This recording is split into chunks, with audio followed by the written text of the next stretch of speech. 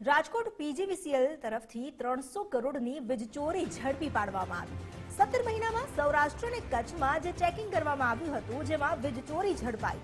પીજીવીસીએલે સફળ ઓપરેશન પાર પાડ્યું। એપ્રિલ 2023 થી ઓગસ્ટ 2024 સુધી 6 લાખ વીજ કનેક્શનની ચકાસણી કરવામાં આવી, જેમાં 9563 વીજ કનેક્શનમાં ગેરરીતિ ઝડપાઈ। વધુ જાણકારી આપી રહ્યા છે સંવાદદાતા રહીમ લાખાણી। રહીમ, પીજીવીસીએલને જે સફળતા મળી છે અને ગેરરીતિ ઝડપાયેલા કનેક્શન છે તેની સામે કાર્યવાહી કરવામાં આવી છે, શું વધુ વિગત? ચોક્કસપણે અમૃતા, જે રીતના વાત કરવામાં આવે તો પીજીવીસીએલ દ્વારા સમયાંતરે સૌરાષ્ટ્ર અને કચ્છમાં વીજ ચેકિંગ હાથ ધરવામાં આવતું હોય છે। લાઇન લોસ થતી હોય છે કે ઓવર પાવરનો વપરાશ થતો હોય છે, તે વિસ્તારને લોકેટ કરીને ત્યાં ચેકિંગ કરવામાં આવતું હોય છે।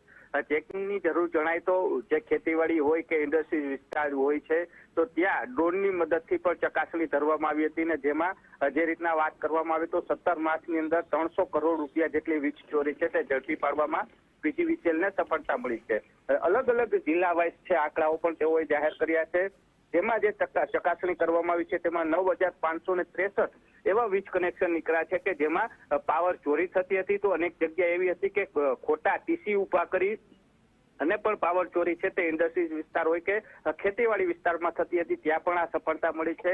તો જે આંકડો સામે આવ્યો છે એમાં 300 કરોડ રૂપિયાની વીજ ચોરી ઝડપી પાડવામાં સફળતા મળી છે। એટલે કહી શકાય કે સમયાંતરે જે રીતના કામગીરી કરતા હોય છે ને તેના આંકડાકીય માહિતી છે તે પીજીવીસીએલ દ્વારા જાહેર કરવામાં આવી હતી। જી અમિતા। જી, આભાર આપનો જાણકારી આપવા માટે।